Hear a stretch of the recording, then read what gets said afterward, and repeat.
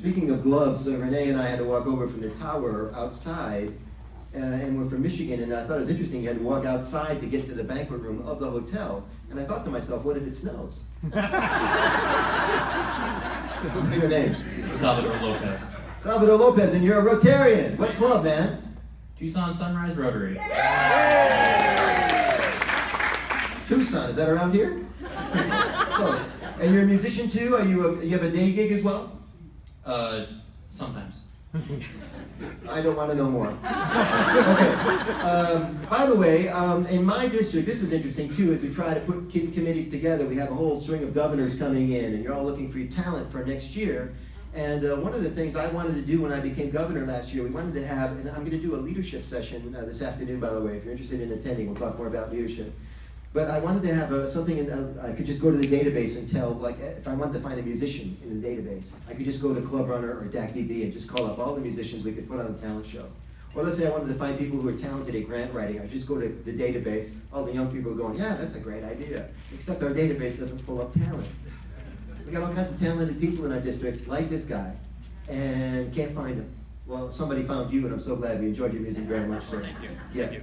So I want to show everybody something, and you got to set your gloves down right there. This is the perfect handshake, everybody, because a lot of people don't know how to shake hands, and I'll tell you, Salvador, is it?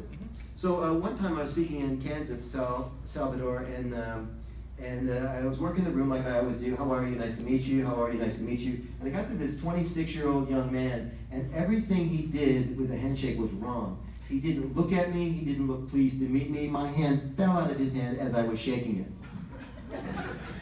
And I felt so bad for him because he's 26 years old. Imagine all the things that all the missed opportunities, all the missed signals in the first 15 seconds to impress people. And he was going to go the rest of his life with that handshake, unless somebody taught him how to do it. But I had a question I had to have the answer to first, Sal, and I said to him, listen, I didn't want to embarrass him, but I said, I'm asking everybody this question because I'm thinking about adding it to my routine. I said, who taught you how to shake hands? And he said to me, and I'll never forget the answer, he looked at me for the first time, and he said, I learned from watching television, which I thought was a very odd and sad answer. You know why he learned from television? Because nobody ever does that. Because he didn't have a dad or a father figure or somebody to show him the handshake. He was going to go on job interviews, dates, sporting events, all kinds of stuff with this crappy handshake. I took him out in the hall in the break, and I showed him the perfect handshake. Now I'm going to show you. Your handshake's pretty good, by the way.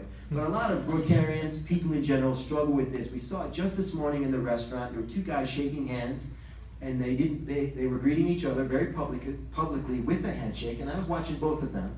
And the guy that was shaking hands, he goes like this. Listen to what I say and watch my eyes. Ready? He says this. He goes, hey, it's good to see you. He actually did that. He said it was good to see him, and then he looks over here.